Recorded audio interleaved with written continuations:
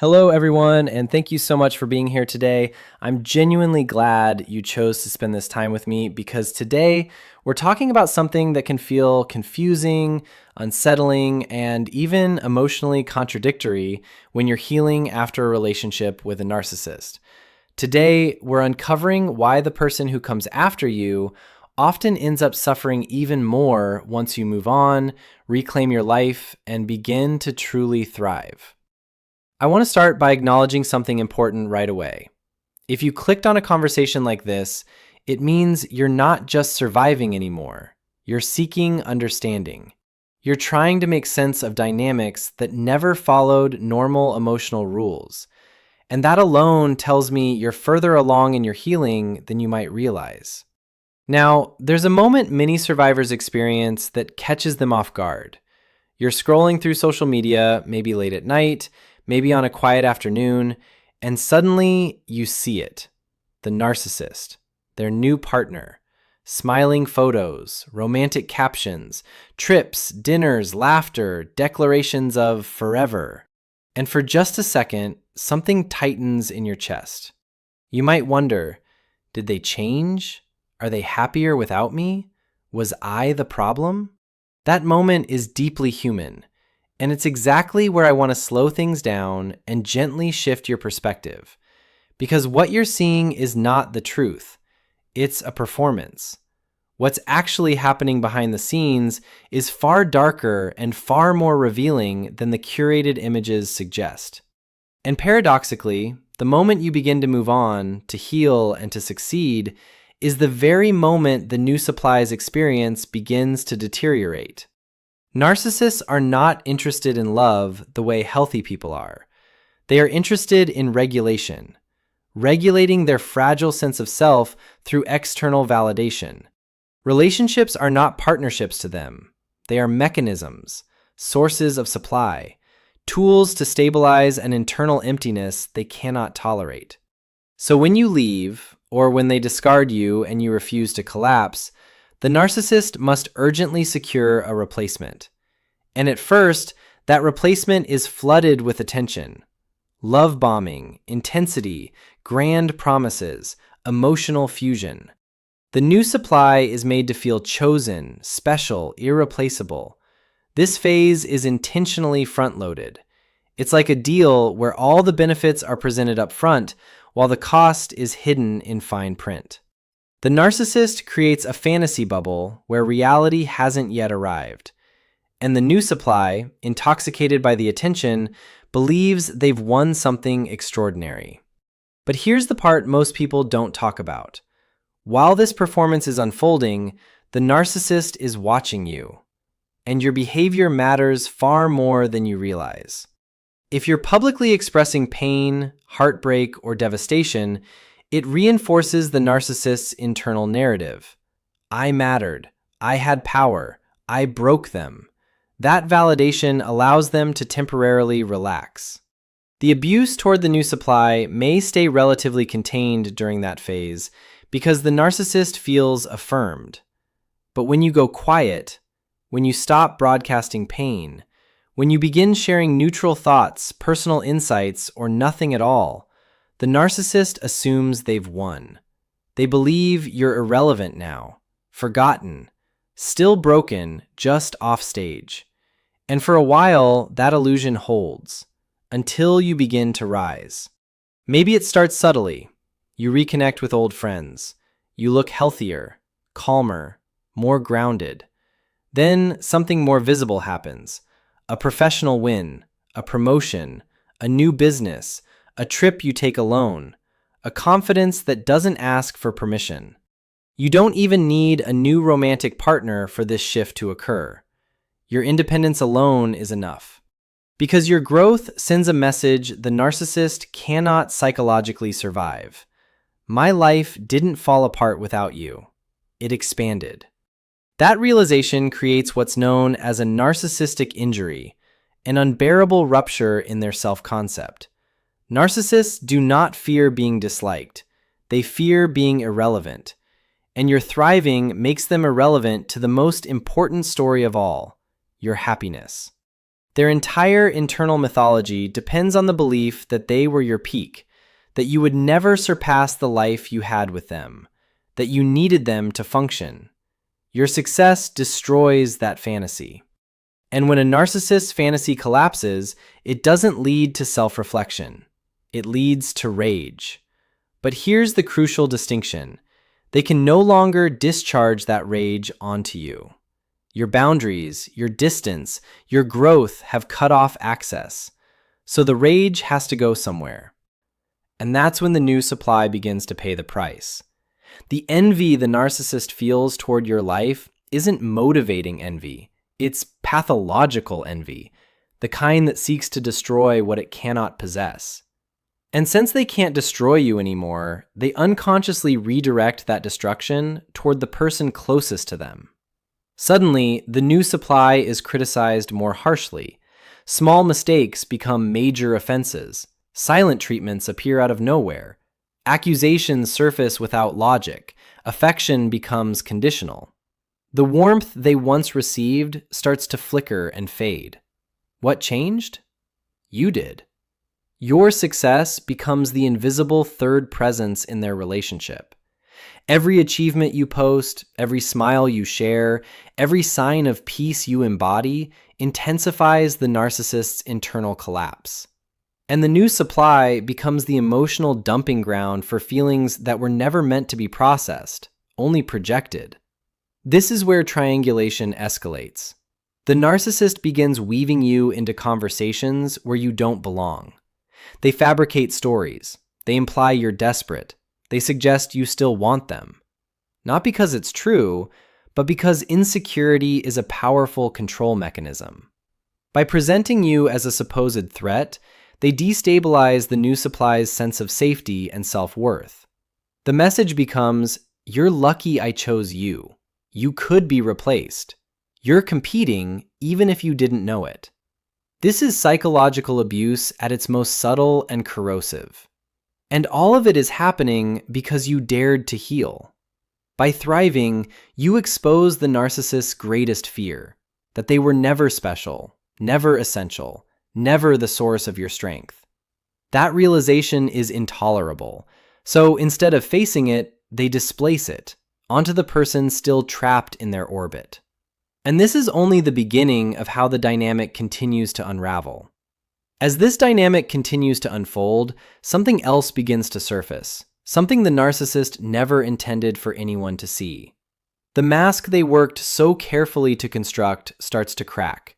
Not publicly at first, but privately, within the walls of their new relationship. And the new supply, often confused and emotionally disoriented, begins to sense that something is deeply wrong. From their perspective, the shift feels sudden and inexplicable. One day they're adored, idealized, and praised for being different from everyone else. The next, they're walking on eggshells, trying desperately to avoid triggering moods they don't understand. They replay conversations in their head, wondering what they did wrong, how they changed, why the warmth disappeared so quickly. But the truth is, it wasn't them. It was never them. It was you moving on. This is one of the hardest truths to fully absorb, especially if you're someone with empathy. You may feel guilt when you realize that your healing coincides with someone else's suffering. But it's critical to understand that you are not the cause. You are the catalyst that exposes the truth, not the creator of the abuse. The narcissist's internal world is built on comparison. They are constantly measuring, ranking, and evaluating their worth against others. When you were with them, you served as both a source of supply and a reference point. When you left and then surpassed them emotionally, professionally, or spiritually, that reference point flipped. Now, instead of feeling superior, they feel diminished. And when narcissists feel diminished, they retaliate. At this stage, many narcissists begin intensifying their internal narrative to the new supply. They rewrite history more aggressively. You're no longer just the unstable ex, you become the obsessive one, the jealous one, the one who couldn't let go. These stories are told casually, strategically, often under the guise of vulnerability. They might say things like, I hate to bring this up, but my ex reached out again today. Or, I just don't understand why they can't move on like you did. These statements are not accidental. They are psychological hooks designed to destabilize the new supply while elevating the narcissist's position as the chooser, the prize, the authority. And here's the most insidious part. The new supply often believes it. Not because they're foolish, but because narcissists are skilled manipulators who deliver lies wrapped in emotional sincerity. The goal is to erode the new supply's confidence slowly, subtly, until they begin questioning their own worth and reality. This erosion serves two purposes. First, it allows the narcissist to discharge the rage and envy they feel toward you without confronting it directly. Second, it ensures the new supply becomes easier to control. A confident, self-assured partner is dangerous to a narcissist. A confused, insecure one is manageable. So the abuse escalates. Criticism becomes more frequent. Affection becomes conditional. Arguments erupt over trivial matters. The new supply is blamed for the narcissist's moods, stress, and dissatisfaction. And all the while, the narcissist remains internally fixated on you, the one who escaped, the one who proved them wrong by simply living well. This fixation often leads to something else you may notice: hoovering. As the narcissist's dissatisfaction with the new supply grows, they begin seeking alternative sources of validation. And because you represent the ultimate unresolved injury to their ego, they may attempt to reinsert themselves into your life. This can come in many forms: a sudden message, just checking in; a nostalgic memory sent late at night; a vague apology that lacks accountability; or indirect contact through mutual friends, social media engagement, or even manufactured crises. It's important to understand this clearly. This is not love. This is not remorse. This is desperation. The narcissist is panicking because the new supply is no longer providing the quality of supply they need, and you, by thriving, have become the ultimate symbol of what they lost control over. They don't want connection. They want access. And this is why no contact is so essential. Engaging, even briefly, reactivates the cycle. It gives the narcissist hope that they can still provoke a reaction, still matter, still exert influence. And worse, it often results in increased abuse toward the new supply, who becomes triangulated once again as the narcissist juggles sources of validation. At some point, the new supply may sense this instability and reach out to you. This moment can be emotionally complex. You may feel compassion. You may see yourself in them. You may want to warn them. But in most cases, the safest and healthiest choice is not to engage. Not because you lack empathy, but because your peace is not negotiable. Unless you feel a strong, grounded, intuitive certainty that sharing limited information is necessary for safety, stepping back is often the wisest decision. Engaging can pull you back into a web of manipulation, reopening wounds you've worked hard to heal. Remember, the narcissist thrives on chaos and triangulation. Silence disrupts their strategy. Distance protects your nervous system. And here's the deeper truth beneath all of this. Your healing is not just personal, it's revelatory. By choosing growth, you expose the narcissist's emptiness without ever saying a word. You prove, simply by existing joyfully, that they were never the source of your strength. They were the obstacle to it. That realization is unbearable for someone whose identity depends on being needed, admired, and central. So they implode. And the fallout lands on whoever is closest. This is why the new supply often suffers more once you move on and thrive. Not because you're doing something wrong, but because you're doing something right. You broke the pattern. You refused to stay small. You refused to internalize the lies. You refused to let their dysfunction define your future. And in doing so, you expose the truth that narcissists spend their lives running from.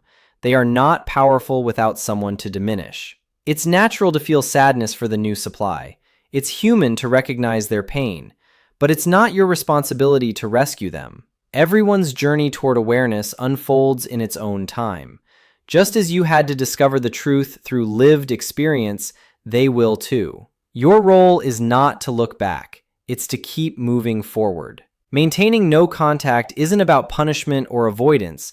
It's about self-respect. It's a declaration that your life is no longer available for chaos, manipulation, or emotional extraction. It's how you protect the peace you've worked so hard to build.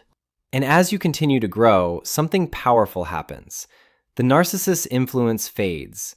Their relevance diminishes. Their ability to disturb your inner world weakens. You reclaim authorship of your story. So if you ever find yourself wondering why the new supply seems to suffer more as you thrive, remember this: your light doesn't cause darkness, it reveals it. And what others choose to do with that revelation is not yours to carry. Your success is not an act of revenge, it's an act of liberation. And that liberation is the greatest boundary you will ever set. Thank you so much for spending this time with me and for allowing yourself to explore these difficult but empowering truths. If this conversation brought you clarity, validation, or even a sense of peace, please take a moment to like this video, share your thoughts in the comments, and pass it along to someone who may need to hear it. And don't forget to subscribe to the channel for more conversations like this, support, insight, and reminders that your healing matters. Stay grounded, stay strong, and most of all, keep shining.